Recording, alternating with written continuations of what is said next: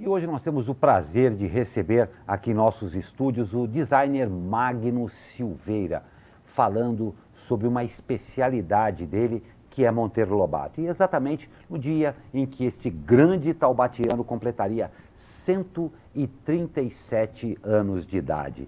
Magno, seja muito bem-vindo, um prazer recebê-lo aqui. E eu falei aqui especialista, mas eu acho que é mais um caso de amor mesmo por toda essa obra, por tudo que representa Monteiro Lobato, não só para o Vale do Paraíba, mas para todo o Brasil, né? Sim, Monteiro Lobato, na verdade, eu sou mineiro lá da região da Zona da Mata e o Lobato ele chegou até os mais recônditos cantos do país, né?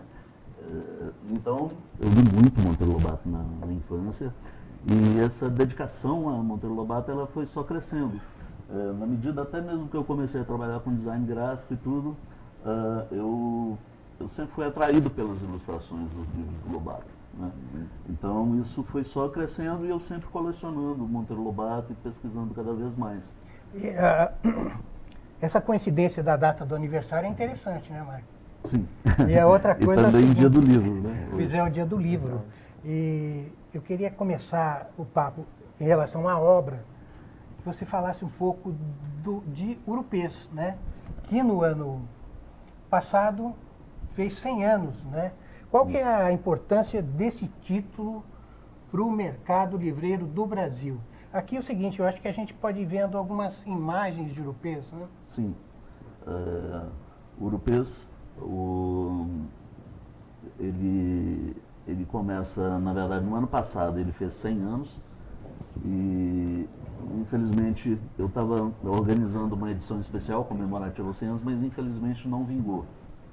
E a história de Urupês, ela começa quando o Monteiro Lobato se torna fazendeiro, aqui na fazenda do Buquira, no município de Monteiro Lobato. Em 1911 ele se torna fazendeiro e lá ele, lidando com as agruras da fazenda, em 1914 ele escreve uma carta para o Estadão falando sobre as queimadas, o costume das queimadas, que ele chamou da velha praga.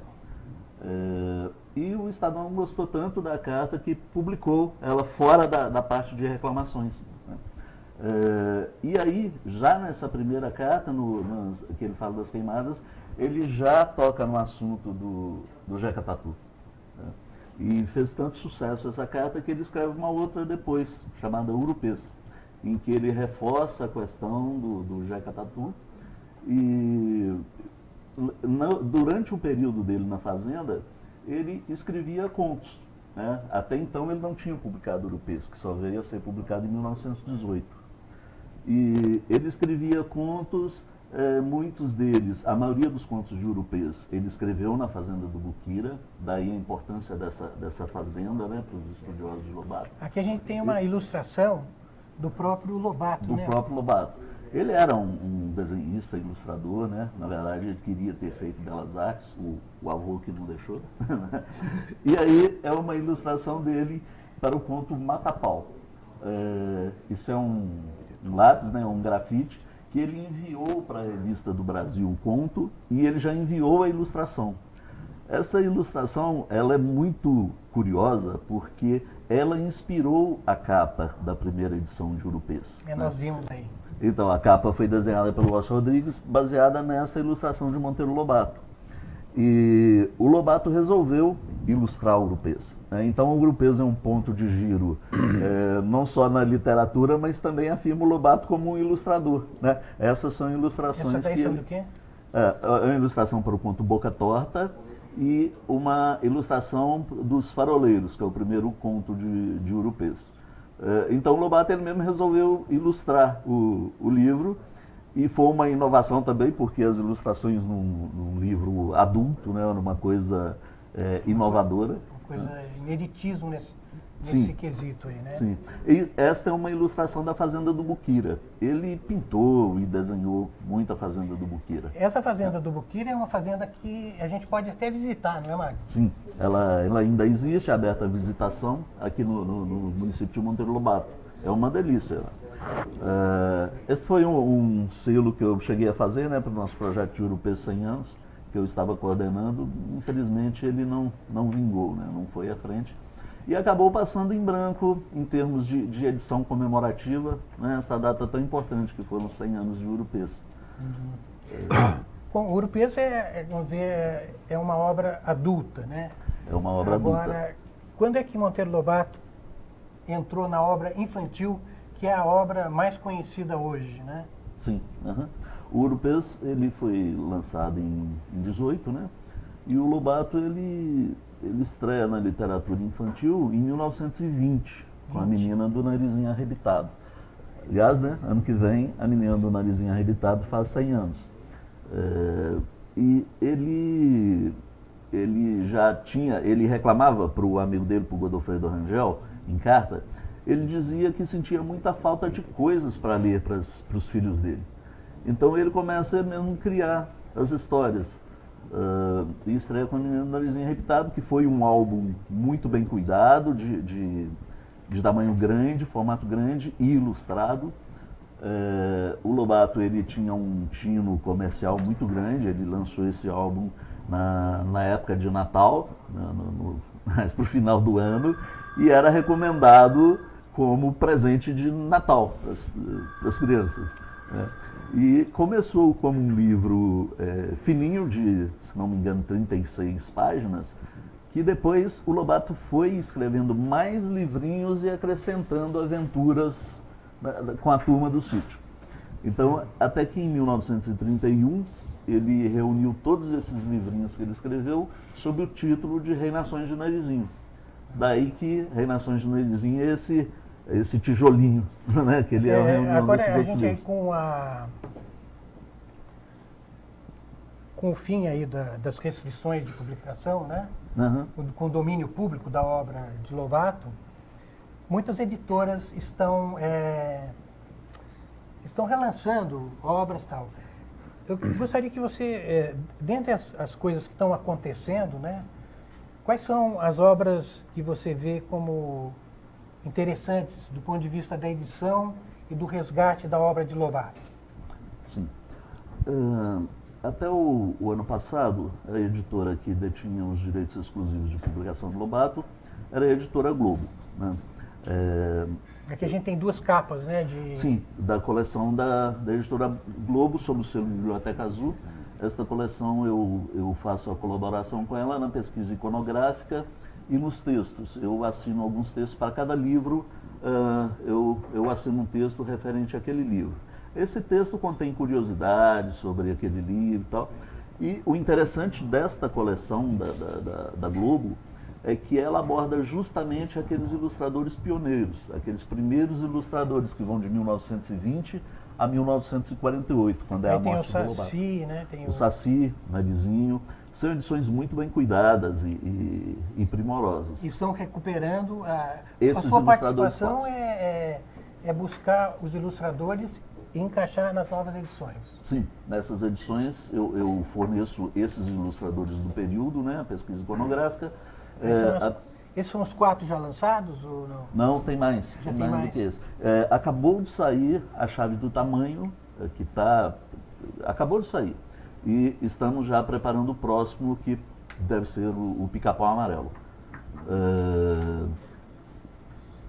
Agora que o Lobato caiu em domínio público, tem uma das edições novas que surgiram, que a meu ver merecem destaque, é a Reinações de Narizinho, lançado pela Companhia das Letras, com a organização da Marisa Larjolo, em que teve uma solução muito inteligente para questões, por exemplo, esses textos que às vezes, por exemplo, a Emília chama a tia Anastácia de negra beiçuda.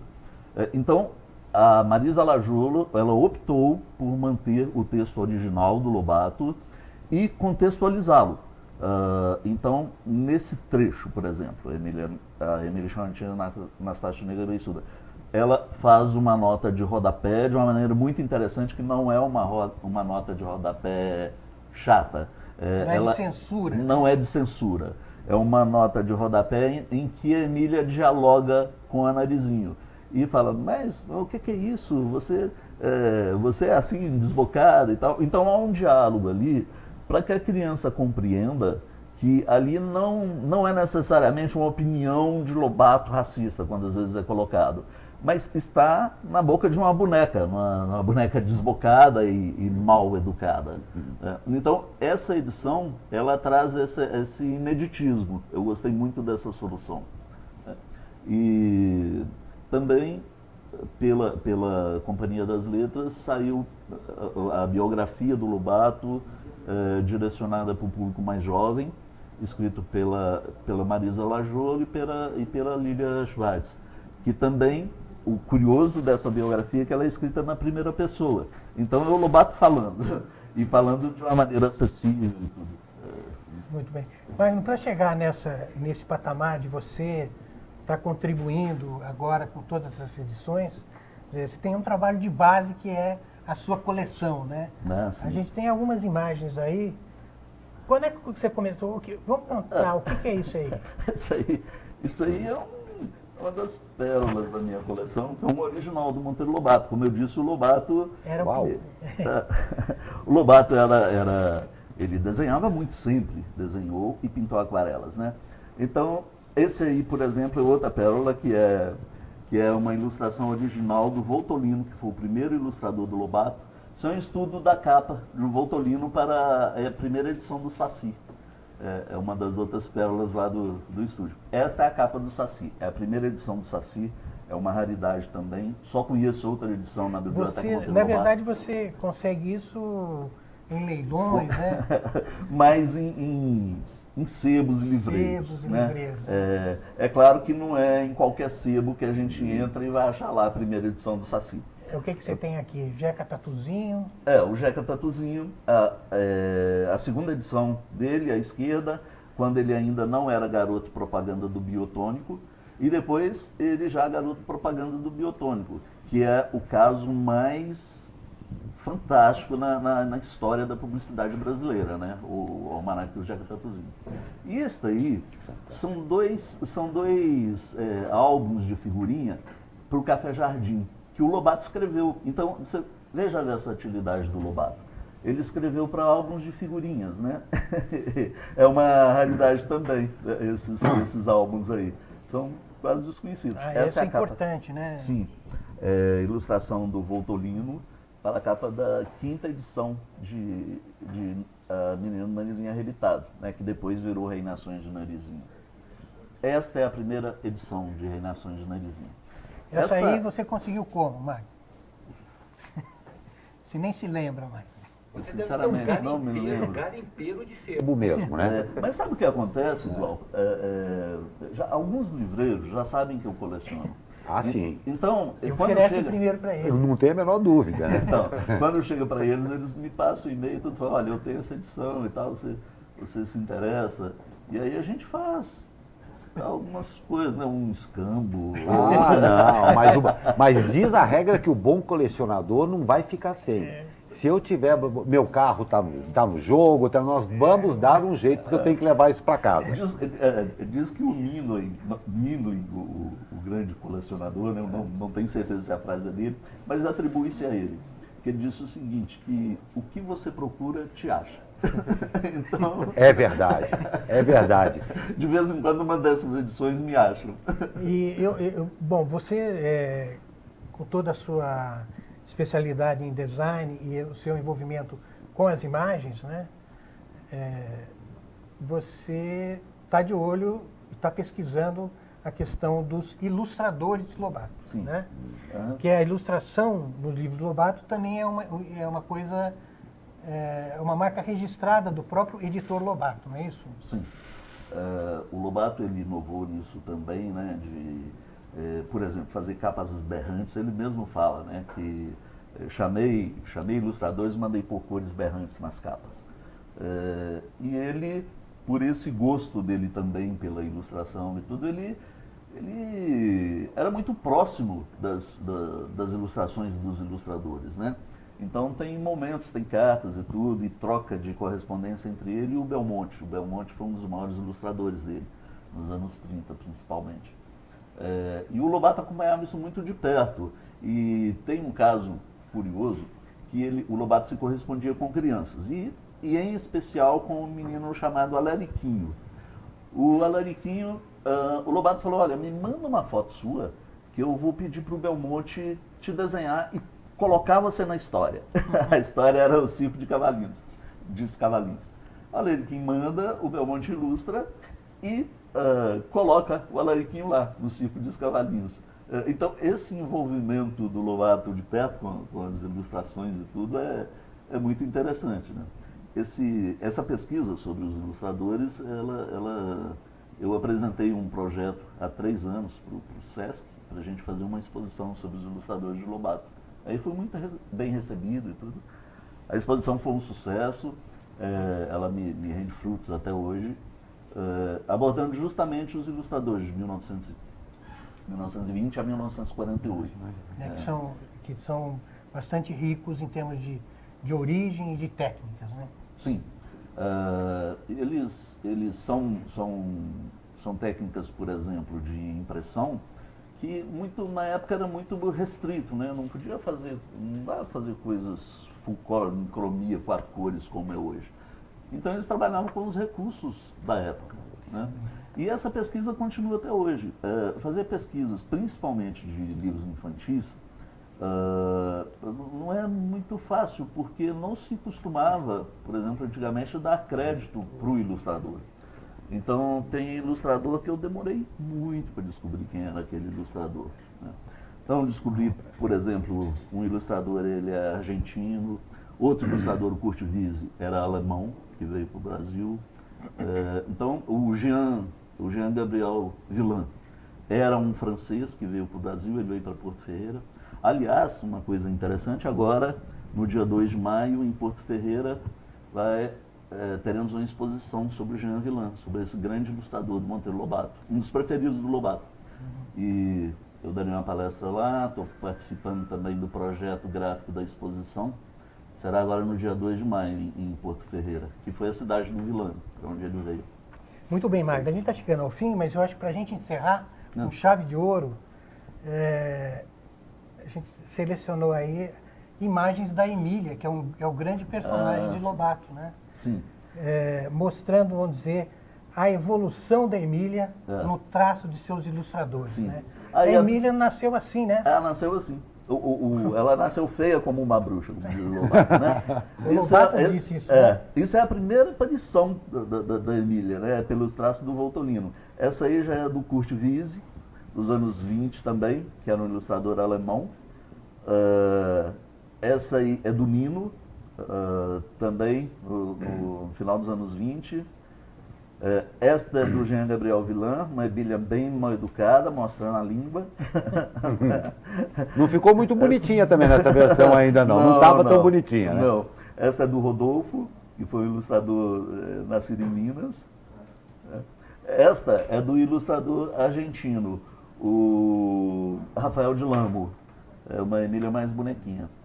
Desculpa, essa que é do Rodolfo, a anterior era do Belmonte. É porque os estilos são muito parecidos. Essa aí é a do Rodolfo.